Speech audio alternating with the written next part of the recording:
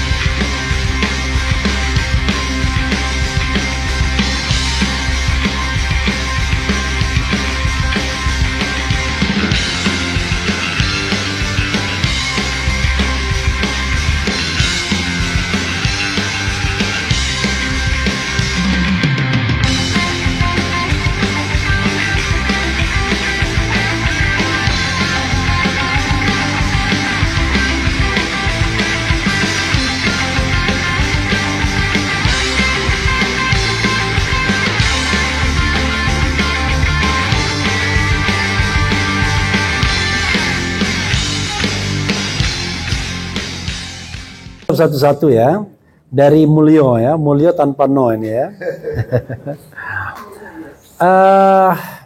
Soal BUMN, saya kira BUMN ini harus kita kaji secara objektif, dan susah sekali mencari orang yang objektif untuk melihat BUMN, karena rata-rata jangan-jangan udah masuk semua ada dalam struktur ke BUMN tersebut. Hari ini kan cara menundukkan orang yang kritis adalah jadikan dia komisaris ya. Begitu jadi komisaris sudah diam semua itu. Saya ada teman tuh dulu, ICW, anti korupsi, 10 tahun dia mendekam saja di Mulyono karena menjadi komisaris Pertamina ya. Anda tahu pendapatan komisaris semacam Pertamina itu bisa 1 miliar per bulan, bayangkan. Oh, dia kaget kan? Iya, 1 miliar per bulan. Jadi honornya sendiri paling cuma 200-an juta. Tetapi tantim dia, bonus, itu bisa 2 digit miliar. Kalau 12 miliar aja rata-rata kan 1 miliar berarti per bulan. Belum lagi honornya. Belum lagi kalau ada tambahan lain, tapi biasanya komisaris nggak ada. Bisa bayangkan, orang kritis pasti tumpul sudah. Ya kan? Nggak mungkin. Banyak sekali di lingkaran, dan biasanya kalau BUMN itu tergantung Anda bergantung di mana. Selemah-lemahnya iman, kalau saya bilang, adalah kalau bergantungnya di deputi alias eselon 1. Ya kan? Itu selemah-lemahnya iman. Imannya naik sedikit bergantung di wamen BUMN. Yang imannya agak lebih tinggi lagi, ya bergantung di menteri BUMN-nya. Atau menteri yang relevan, misalnya menteri keuangan, menteri pekerjaan umum, ya perumahan, dan menteri energi. Kan tergantung perusahaannya biasanya. Yang lebih kuat lagi, ya bergantung kepada orang nomor satunya, atau yang tadi super ministernya. Maka itulah dinamikanya. Semakin Anda dekat dengan link kekuasaan itu, maka Anda akan mendapatkan ring 1 BUMN. Ring 1 BUMN yang gajinya bisa, kalau di rata-rata 1 miliar per bulan itu, 4 bank himbara, himpunan bank negara, ya, Mandiri, BNI, BRI, BTN. 4. Mungkin BTN agak kecil ya, tapi 3 ini gede sekali. Kemudian Telkom, Pertamina, nah sekarang ada tambahan baru, Main ID. Coba Anda lihat tuh, siapa aja yang menjadi komisarisnya di situ. Pasti ring istana, pasti ring kekuasaan orang dekat presiden. Jadi susah, dari situ saja governance kita udah nggak jalan kan. Nah kalau saya ke depan, saya mengusulkan yang jadi komisaris itu adalah pensiunan pegawai setempat yang punya integritas. Dia punya integritas, dia punya pengalaman. Dia kan nggak terbeli kan, sudah kan? Dia buktikan bahwa dia tidak terbeli. Tapi memang problemnya ada nggak? Problemnya begitu kan? Tapi no matter pangkat terakhirnya apa? Kan biasanya kan ada orang mengabdi, nggak makan suap, dia tahu betul. Tapi kan rata-rata kan orang nggak paham dan pemain di situ main. Nah itu bahayanya. Nah makanya BUMN ini adalah PR besar. Salah satu jawabannya dia mau dijadikan super holding. Itu pernah didiskusikan oleh Rini Sumarno dan Erick Thohir mendiskusikannya lagi sekarang. Tapi tidak pada periode pertama. Sekarang mungkin dia mau jualannya begitu ya, jadi super holding kayak Temasek di Singapura dan lain sebagainya. Nanti kita lihat. Kenapa? Selama BUMN ini intervensi negaranya terlalu besar, maka dia tidak akan profesional. Tetapi juga BUMN nggak bisa juga semua BUMN itu dijadikan BUMN yang cuma mau ngambil duit, ngambil keuntungan. Karena BUMN itu pelaksanaan pasal 33. Cabang-cabang yang penting bagi negara dan yang menguasai hajat hidup orang banyak dikuasai oleh negara. Karena itu kita harus memetakan kembali dan itu perpanjang. Contoh misalnya, orang mengatakan PLN, wajar PLN rugi. Kan tidak semuanya dia kasih listrik di daerah yang mampu membayar dengan harga yang layak. Tapi bisa juga daerah perintis. Dulu ada Merpati kan? Penerbangan itu merasakan penatnya menanti ya, Merpati kata orang kan. Atau dulu MNA kan dia kan, Merpati Nusantara Airlines maybe not arrive.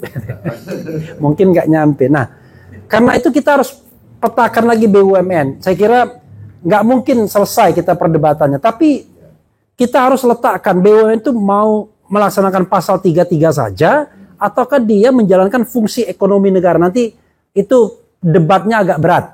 Debatnya agak berat. Nanti saya nggak bisa menyelesaikannya di sini dulu.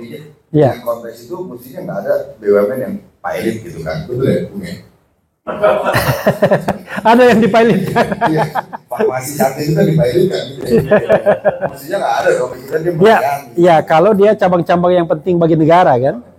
Obatnya penting bagi negara. Gitu kan. Ya, oke.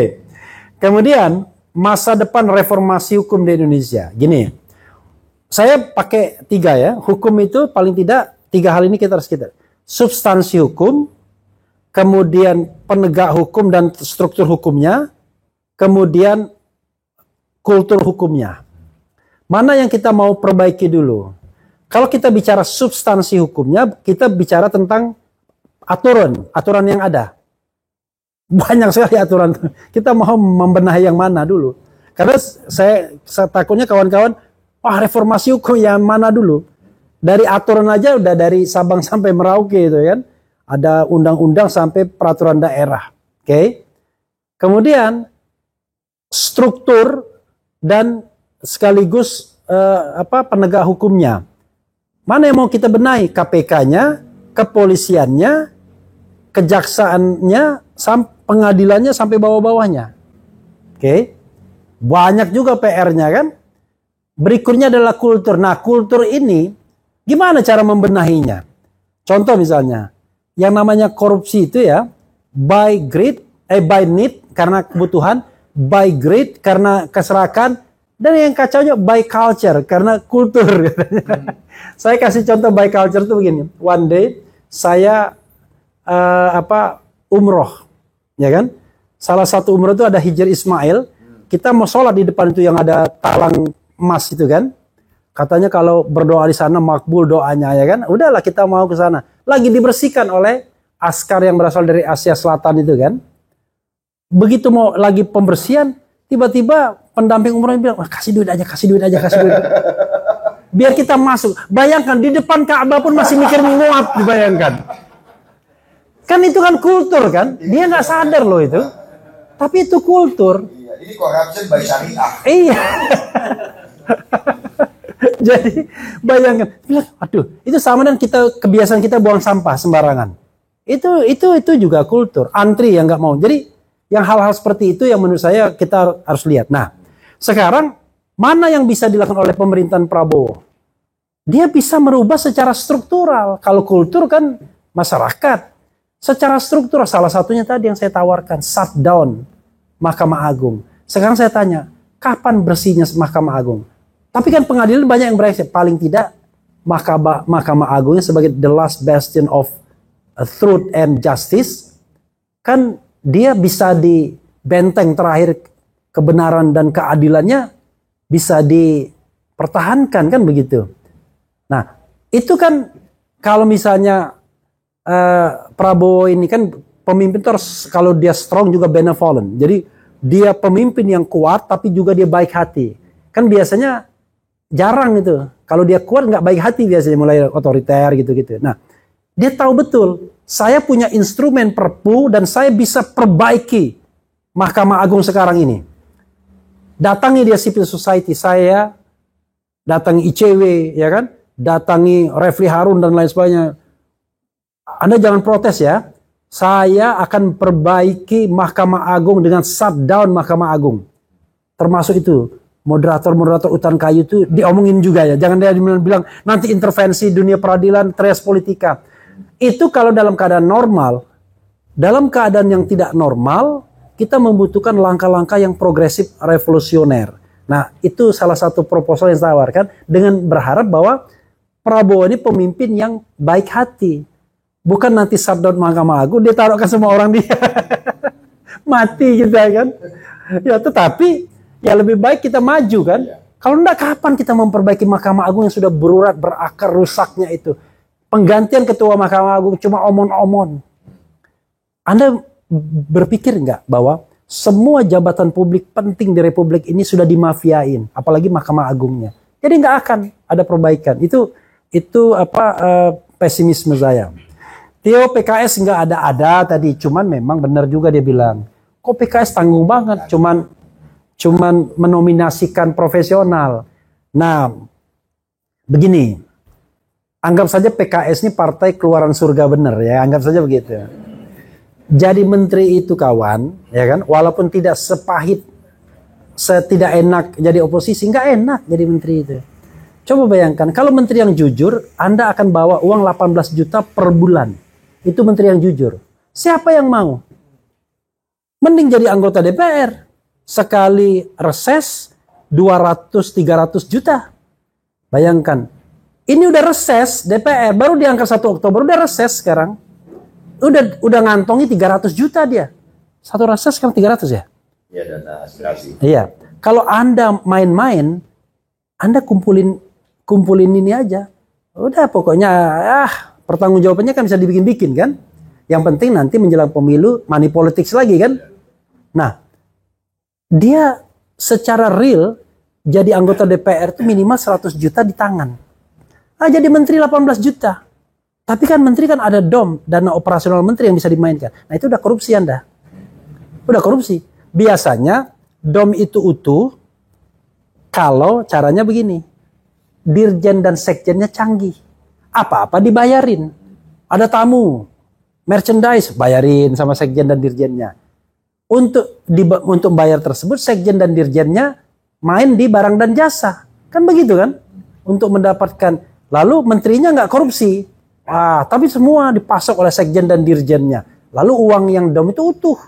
Ya korupsi juga. Nah sekarang, kalau orang waras, mikir-mikir dia jadi menteri. Sudah tugasnya berat, lalu gajinya kecil. Ya mending jadi anggota DPR kalau begitu. Nah, orang-orang PKS itu anggota DPR semua. Yang mau dicalonkan itu anggota DPR semua. Ya mungkin ya, tapi lengkapnya tanya kepada mereka ya. Jangan-jangan di PHP juga ya kan.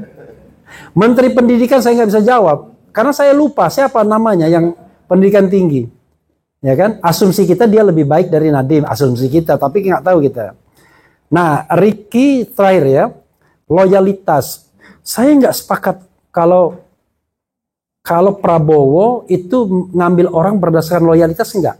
Justru Prabowo ini paling risky. Paling risky. Dia mengambil orang dengan, ada dua kemungkinan ya. Dengan naif, cara berpikir naif bahwa dia mampu menyatukan semua orang. Atau karena dia tunduk pada keinginan Mulyono sebagian itu. Sehingga dia tidak bisa secara mandiri menyusun line up kabinetnya sendiri. Makanya dia bikin ngawur dulu, nanti setelah ada huru hara sedikit, dia perbaikin. Ini kabinet lebih baik, lebih buruk dibandingkan kabinet Jokowi pertama. Jokowi pertama itu lebih bagus. Line up-nya diserahkan kepada KPK. Yang kedua, apalagi? Yang kedua, tidak boleh rangkap jabatan. Makanya Wiranto berhenti kan sebagai ketum Hanura. Tapi memang akhir masa jabatan pertama udah kacau semua. Semua orang pengurus partai politik, ketua umumnya diambilin semua untuk menjadi backup dia di periode kedua. Nah, itulah yang merusak Prabowo ke depan kalau dia punya niat untuk periode kedua.